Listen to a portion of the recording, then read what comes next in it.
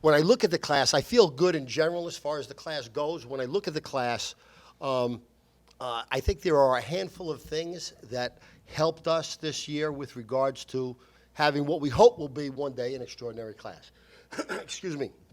And one of those things is what's going on with regards to the Super Bowl and the fact that we've got two Coastal Carolina football alumni that are starting in that game, and it's not just in the Super Bowl, but they're also in the Pro Bowl.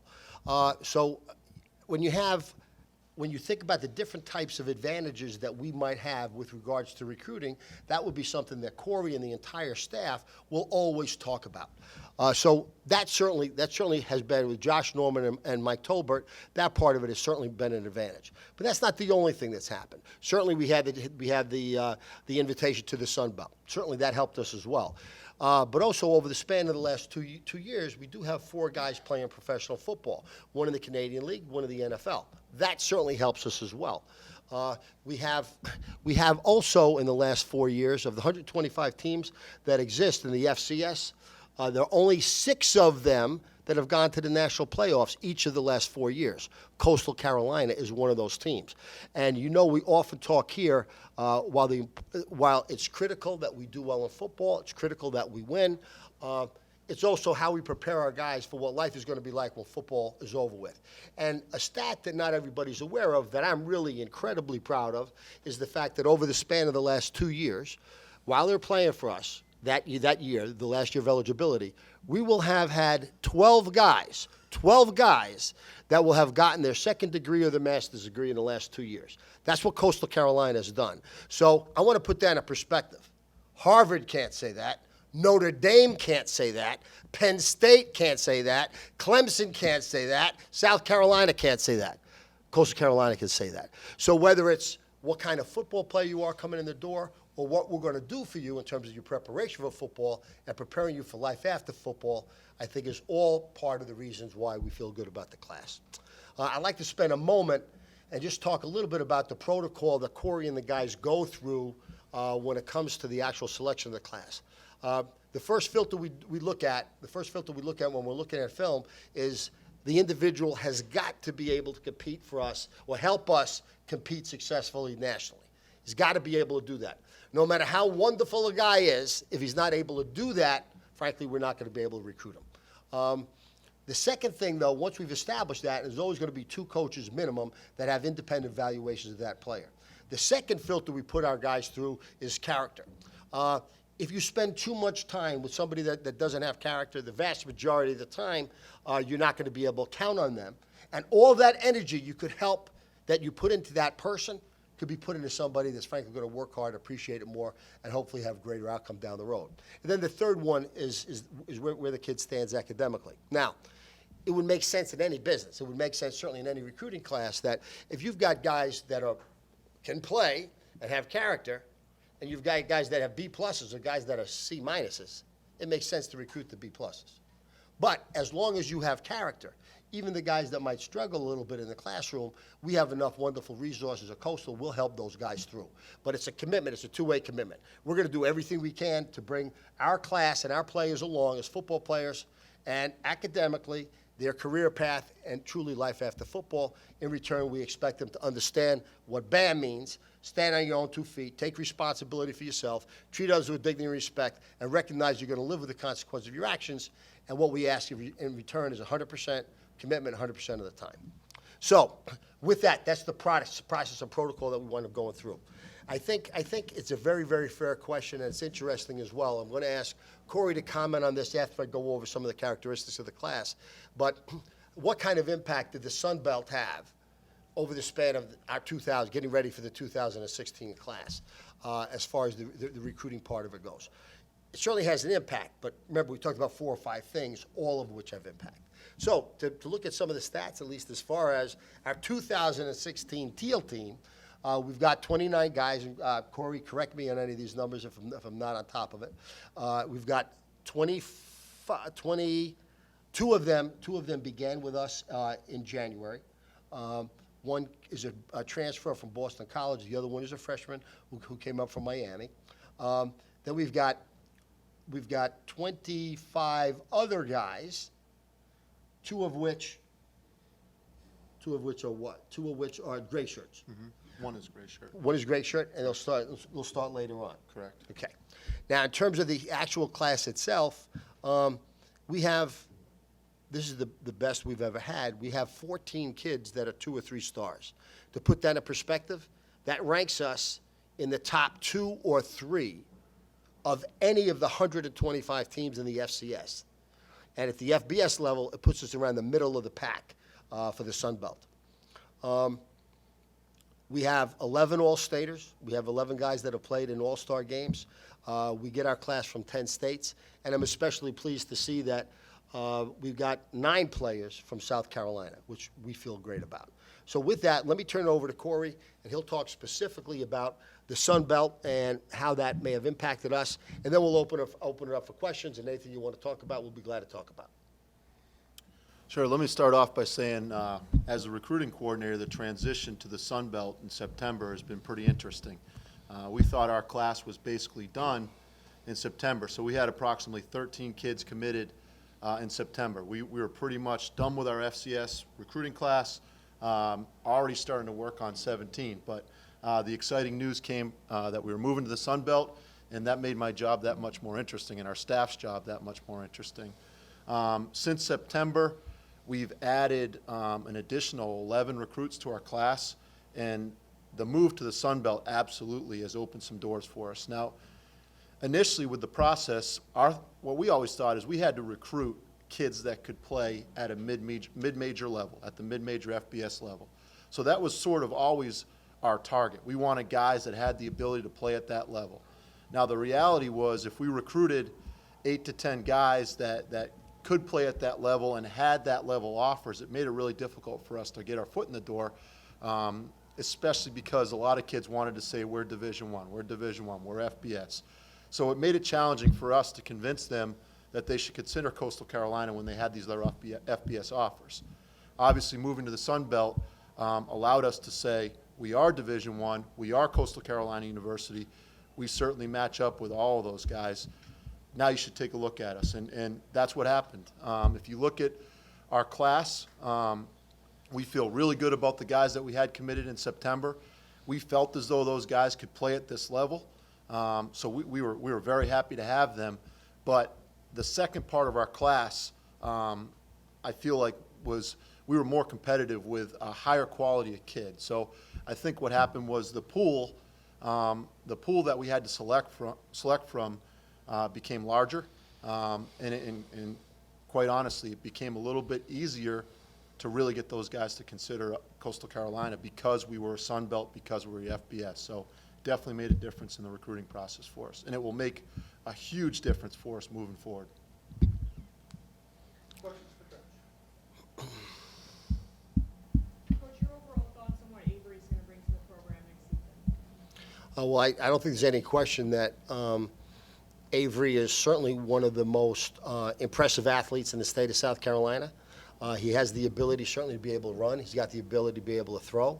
He's an excellent athlete. So, but we shouldn't forget the fact, though, he's still coming in as a freshman. And everybody we have was some sort of all-star. And as excited we are about Avery, you know, whether or not he's going to be ready to go is going to be very much a function of how quickly he learns the system and how quickly he's able to adapt to a game that's going to be faster. And I'd say that about all of our freshmen, frankly. We're certainly excited about Avery, but we don't want to put too much pressure on any one freshman coming in the door. If they come here and they're ready to play, they'll play. I was with John Main earlier, and he was talking about how one of the reasons why he really wanted to come here is because you preach the philosophy of man up. You know, hold yourself accountable. How do you see John Main fitting into the system here as well? Well, I think where Avery's one of the best quarterbacks in the state, I think Jermaine's one of the best running backs in the state. And go back, it's Julie, right? From the Brooklyn. Yeah. Okay. So I'm going to get along really well with this person. So I mentioned that when we go through the process, we got to feel pretty good about you as a player, but we also have to feel pretty good about your character. And that's certainly been the case with Jermaine as well as Avery. So we're excited. We're excited about having both of those guys. Yeah, one other point I want to make, you know, while you're asking questions. Again, you can ask a question about anything you want to, but that is, every college in the country right now is making a big deal about their class. Every college in the country is patting themselves on the back and saying what a great class they've got. And we feel good about our class, but the reality is you're not going to know for 2 years what kind of class we have. That's why it's critical to recruit character. So you're bringing in the right guys. You know they're going to give you 100%. Then it's our job, whether it's in the weight room or whether it's with regards to their skill set and the understanding of football, that we've got to be able to have a positive impact on them and bring them along as coaches, strength conditioning, and certainly make sure that they're living up to the responsibility in the classroom and the other things they've got to take care of. We won't know for a couple of years. So there's no freshman coming in the door that is so good that still doesn't have to go through the transition. And frankly, 35–40% of our freshmen went up homesick. And so those are all things we still have to get through yet. Joe, is there any advantage to recruiting locally? You've got Alex James, Jermaine Martin, and Avery McCall. Is there any advantage of going local?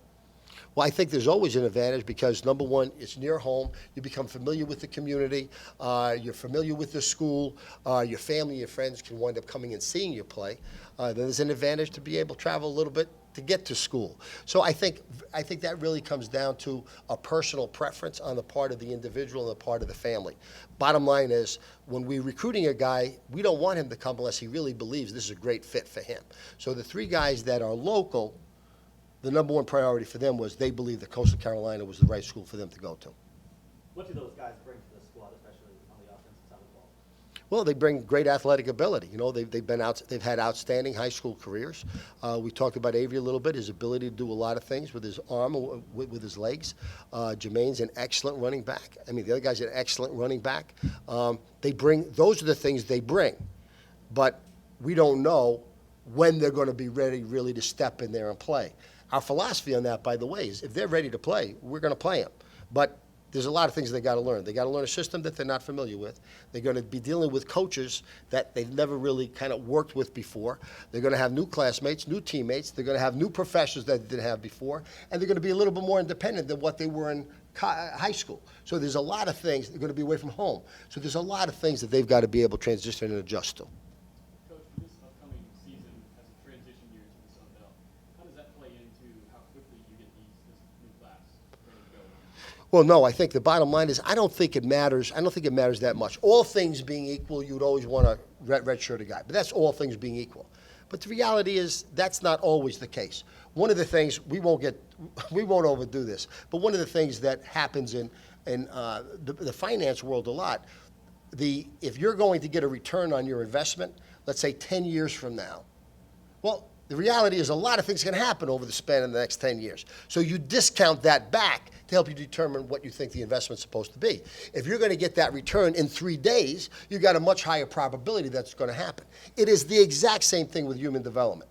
And most coaches don't necessarily think about it that way. But if you're going to intentionally redshirt a kid just because he happens to be a redshirt, you've got 5 years before that necessarily pays off.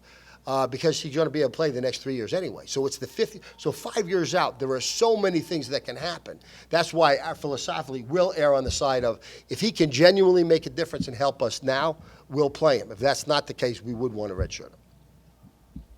Joe, how pleased are you with this class, and how has this team improved? With the recruiting class and the football team. Yes. Okay. Well, again, I think Corey and I think the entire staff. I mean, we began recruiting a long time ago, and we do a great job, I think, of staying on top of our guys. And I'm proud of the class that we brought in. Like I said, you really, really won't know what kind of class that is till 2 years down the road. So we would hold off on that prior to judge it. But I feel great about the guys that are coming in the door and the type of work that our staff and all of our support staff have done to help get those guys. I think the impact that it's going to have on the team, I said on a regular basis, you want to be able to bring, you really can't, if you're going to have a great, it's not about having a great season, it's about having a great program. And you got to be pretty consistent with being able to bring in legitimate talent with character on an annual basis. You can get away with 1 year not being as good as another, but you can't have like 1 or 2 great years and 1 or 2 really bad years. You can't do that. So I think we feel good about the experience that we have coming back. We feel good about the approach that our current team takes with regards to BAM, with what they've been able to accomplish. And our current team, frankly, will recognize the type of athletic ability these guys bring to the table. But they're also going to hold them accountable for the types of standards and the way we run things at Coastal Carolina. Coach, did you have any late surprises, either good or bad, with a guy you weren't sure you'd be able to get and you signed late, or somebody you thought you had and you lost it? Yeah, there was the one. It was the one wide receiver that Oklahoma and Nebraska and Texas wanted. We didn't get him. We didn't get him at the end. Corey, I don't know. Do we have any surprises at the end, the last week or two? You know what, I don't think we Yeah. really did, no. I don't think we did either. And did you identify the most dire needs on the team prior to this? And do you think you feel? We actually wind up doing that a couple times over the span of the year, 3 times really. So we do it first at the end of spring ball. That gives us a better idea what kind of guys we're going to have. And then halfway through the season, we usually have a bye. During that bye week, we'll evaluate where we are then, and then we evaluate one more time at the end of the season. So going into the recruiting class, going into this year's recruiting class, we felt, again, you want people across the board at each of the positions. But we thought the 2 areas that we needed a little extra oomph was offensive line and the secondary, defensive backs. And you feel those? Yeah, we all think we did. We feel good about the guys that are coming in. But if we have another slot or 2 left, it'll be for a defensive back and an offensive lineman. Coach, how are you looking for existing players? Little chatter, I guess, toward the end about the 2-year probationary period. And existing guys are maybe like, oh man, I want to play for a title. How are you looking on that front, or were there no decommits? No, well, you mean the guys coming in the door? Well, I guess 2-part, yeah. Yeah. Guys coming in the door, but anyone you got already on the Yeah. team. So I think there is 2 parts to that. Okay, so first of all, coming in the door had no impact because these guys are thinking down the road is when they're going to be competing for a championship anyway. So that didn't really impact any of the guys coming in the door. Would you agree with that, Corey? agree. I think with the current seniors, though, they represent Coastal. They're going to be excited about the season, but they are a little disappointed that they recognize that they're not going to be playing for a championship. They recognize that they're not officially going to be going to playoffs, and that bothers them a little bit. But at the end of the day, it's about giving 100% for 100% of the time, and we'll have a lot to play for, and we still remember our mission. We don't talk about the games we're going to win. We talk more about we put a team on the field that all of you are going to be proud of. That means 100% of the time. And that doesn't mean our guys can't reach their goals, their aspirations. But they're a little bit disappointed, the seniors, that they're not going to be playing specifically for a championship. So we've got to think maybe internally how we can be creative to help potentially offset that or have a rallying cry that our guys can kind of rally around and focus on. So how many people are we looking at, or is everyone coming back? Everyone's coming back. Everyone, not one person said, I'm going to go elsewhere. We had people consider going elsewhere, but nobody went elsewhere. Now, we may very well, before or after spring ball, have some guys that are not coming back, but that's got nothing to do with the transition. And where are you with, so obviously you increase the number of scholarship players you can have. Where does this bring you after today's class, or are you maxed out at what the FBS class is? We'll be close to maxed out as far as this year goes. So we're allowed to bring in 30 kids a year that we would give money to at the FCS level. So FCS, we're allowed 63 scholarships for the overall program, but you can give partial scholarships. So you can impact as many as 85 players. But you can't bring in more than 30 a year. At the FBS level, the overall number is 85, but you can't give partials. So you're not able to frankly manage that as well as ideally you'd like to be able to do that, and the limit each year is 25. So we're not quite at that limit, but we're near it, and that'll probably be the same thing a year from now. And we have to be, so if you look at our overall, do you know where we are, our overall numbers? Or Lynn, where are our overall numbers? We're right about there, within a person or 2. Coach, as late as Mickey Matthews got into the process, recruiting process, was he able to have any input whatsoever in the defensive play? No, he was. One of the things that he wanted to do right away was take a look at the defensive players that we had already offered, because he wanted opinions on them. I think he wanted also to talk to the staff and get a feel for why we wound up selecting those guys. So what was in our minds? What was in the minds of the other coaches that said, we believe that this guy is going to be a player for us down the road. Mickey's been around a long time. And he's tremendously respected, especially anywhere up and down the East Coast. So for a guy that has played in 5 national championship games, for a guy that has won 2 national championship games, for a guy that's won that Robinson, twice, that's an impressive guy to want him having come into your school. So I think our guys recognize, too, what he brings to the table and his experience. And he hit the ground running with both feet, but he certainly was involved with the process. Now, a lot of the process had already taken place by the time he got here. And we do things a little bit differently as well, but he was part of it. Coach, last season, we've heard a lot about, oh, it's a small class, but then we seem to hear a few more trickle in after signing day. Where are you with that? Do you have any few that are still kind of waiting to hear word on? And also, do you have any other future FBS scheduling announcements that you might want to make? We don't have any FBS scheduling announcements we're ready to make now. Matt's working on that very, very hard. George Glenn is working on that with him as well. We're taking that very, very seriously, but we don't have any announcements to make on that. With regards to, we do have a spot or two that we would take advantage of if over the span of the next 3 or 4 months we found we really got the right person that can help us. We do have that spot. We try to always keep that at bay just in case we get fortunate down the road. Coach, now that you've signed these guys, you can openly speak about them. So are there any players, a few players in particular that you're particularly excited about that you'd like to expound upon here? Well, Julie's already mentioned Avery and Jermaine, but the reality is we feel pretty good about the entire class. And one of the things we try not to do is, you don't want to emphasize, now I recognize why some of the names come up because they're local, but you don't want to necessarily emphasize one guy at the expense of another guy. So I wouldn't be comfortable doing that, but I wouldn't be comfortable for a couple of reasons. First of all, we're really not going to know for the next couple of years as to who's really going to be able to make a difference here. So we have no problem doing that later on when we talk about who's playing, who's making the difference. You do have, five 3-star recruits, which is quite a bit for the program. None of those guys in particular you're real excited about? It was a study that I had seen when I was at Nebraska, and I know this was a little while ago, so I know I'm going to screw this up a little bit. But they did, I don't think they did first-round draft choices, but they went back and they did a study on, they took 5 years of data, and they looked at the recruiting 2-year, 3-year, 2-star, 3-star, 4-star, 5-star kids, and which ones made it in the NFL, like 4 years after that. And this is 5 years worth of data. And the average guy that made it in the NFL was 3.2 stars. So what that tells you is there's plenty of 4 and 5 stars that are not 4 and 5 stars, and there's plenty of 2 and 3 stars that really do develop and play really well over time. So we like the idea. It's a wonderful honor at signing day to talk about the stars, but when our kids show up in August, nobody's going to say, oh, I'm not going to hit you because you've got 3 stars. Or we're going to make sure to throw you the ball all the time because you've got 3 stars. That doesn't happen in real life. Coach, Georgia Southern and App State were the last 2 teams to move up in the same conference, moving up, and they've enjoyed some success really quickly.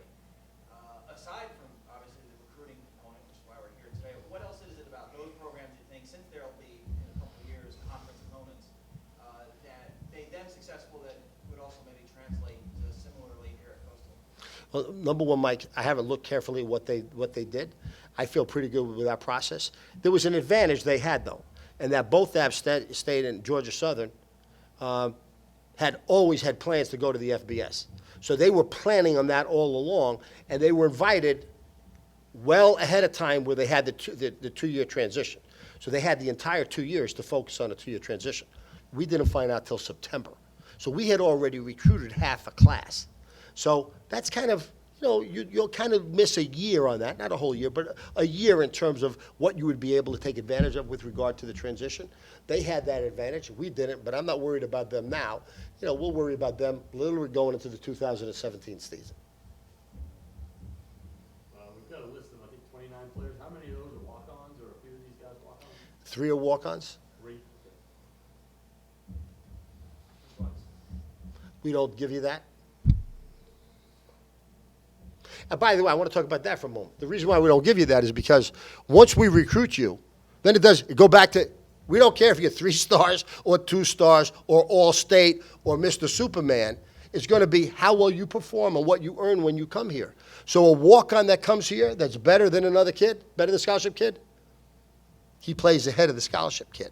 So we don't make, other than when we're actually allocating the scholarship, when we're coaching our guys, you could be a full scholarship kid, you could be a tryout kid, you could be a walk-on kid. Whether or not you play is whether or not you earn it. So that's why this time we don't divulge that. A lot of emphasis obviously on offensive line, secondary you mentioned, of course, quarterback, running back, other positions. What about special teams? Talk to me a little bit about that because, Devon's been doing some amazing things, and before him, Niccolo was pretty strong on the kickoff returns. And Devon, I believe, doing math right, won't be around when the transition is complete. Who's going to be the next Devon Brown or Niccolo Mateo? Well, I think we have guys in the pipeline that get practice every day that we think are pretty good, that potentially could be the next guy, but none of them have earned that yet. We don't know that. So especially the kids coming in the door, there's at least one special team kid, right? He's a snapper. And last year, we brought in 2 special team guys that were scholarship kids for us. So we don't just give mouth service to the criticality of special teams for a successful football program. We're really very, very serious about it. So we do allocate scholarships. We allocate a tremendous amount of time. When the coaches have time preparation during the season, there's never a day that goes by where they don't get time allocated on their own for their own preparation. There's never a day in season where special teams don't meet with the coaches. And if we practice 2 hours, and we don't practice more than 2 hours, usually of the 2 hours, 30 minutes of that is special teams.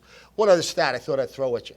The last year, if you look at what the 4 special team units, not so much the field goal block or the field goal team, but the punt block and return, the kickoff return, those 4 units accounted for an average of an incremental 100 yards in field position a game.